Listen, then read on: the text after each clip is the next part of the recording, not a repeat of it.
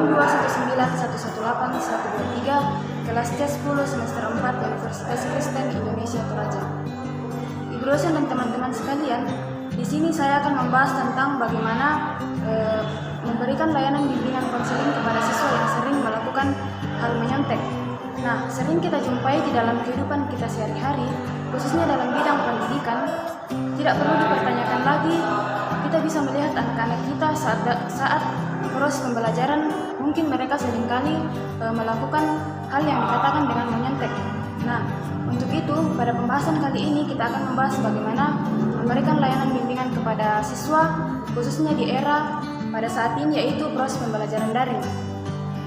Pendidikan harus dilakukan dengan usaha sadar dan terencana agar suasana pembelajaran bisa mencapai tujuan, khususnya dalam program Merdeka Belajar merupakan bentuk penataan ulang sistem pendidikan untuk menyongsong perubahan dan kemajuan bangsa dengan melakukan penyesuaian terhadap perkembangan zaman dan mengembalikan hakikat pendidikan, yaitu untuk memuliakan kemanusiaan manusia.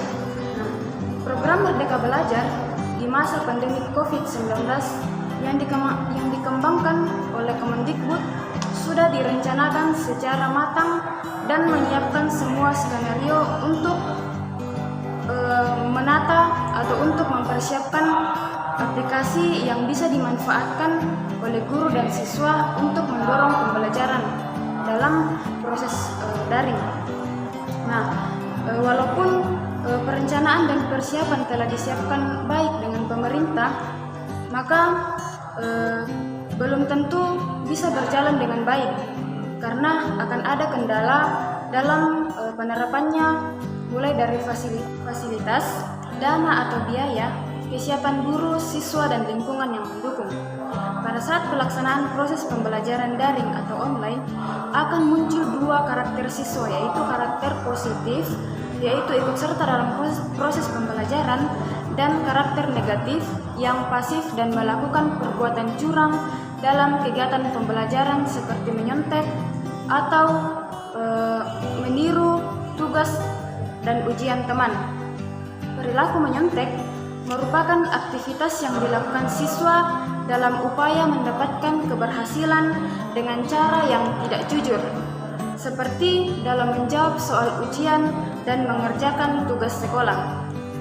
Nah, di sini ada 4 bentuk perilaku menyontek, yaitu yang pertama, perilaku mengganti jawaban ujian dengan menggunakan catatan ketika guru sedang tidak ada di dalam ruangan kelas. Kemudian yang kedua, perilaku menggunakan catatan saat ujian berlangsung atau membawa jawaban yang sudah dibuat dari rumah sebelum ke sekolah. Kemudian yang ketiga, perilaku menyalin atau meminta jawaban dari orang lain. Kemudian yang keempat, yaitu perilaku mengizinkan orang lain mengerjakan atau meminta seseorang untuk mengerjakan tugas mereka.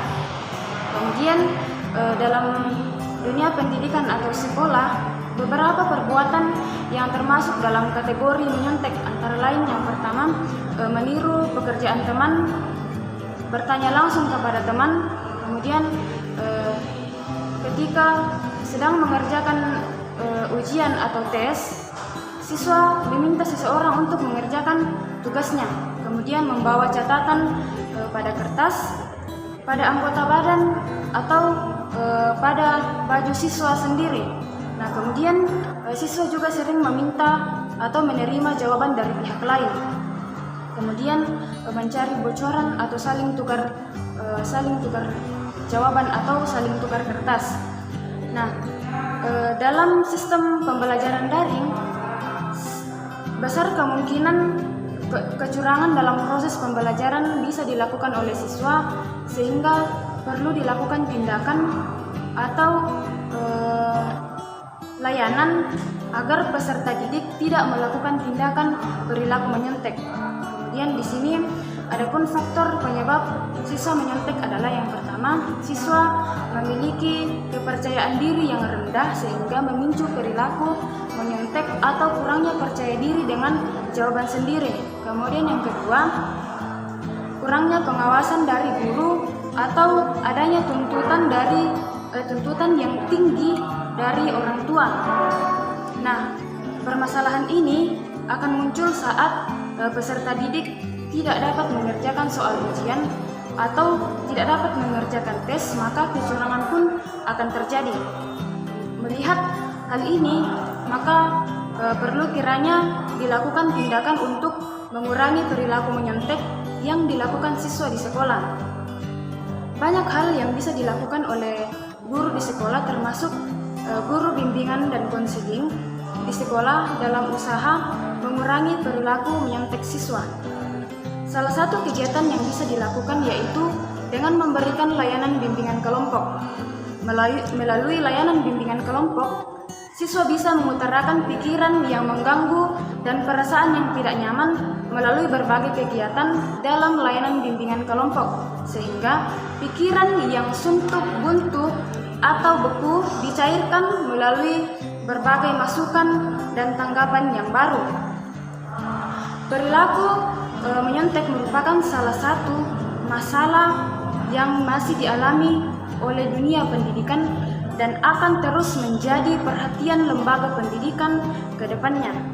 Perilaku menyontek merupakan perbuatan tidak jujur. Perbuatan yang tidak jujur, perbuatan curang dan dilakukan secara ilegal untuk memalsukan hasil belajar untuk mendapatkan jawaban pada suatu ujian atau tes. Nah, kecenderungan perilaku menyontek yang dilakukan oleh siswa karena ingin menghindari kegagalan dari nilai akademis dengan cara yang tidak jujur, seperti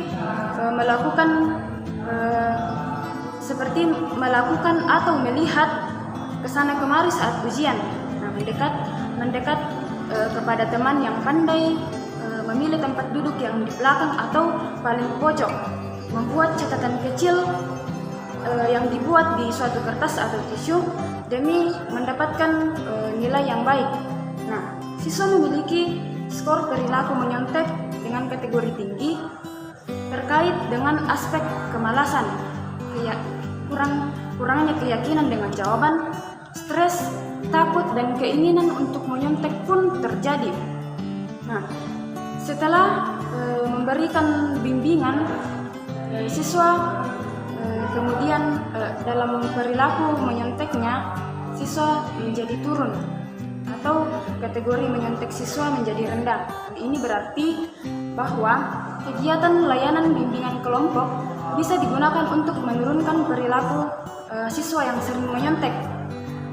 Dengan memanfaatkan layanan bimbingan kelompok, bimbingan kelompok juga bisa digunakan untuk melatih kemampuan berpikir positif siswa.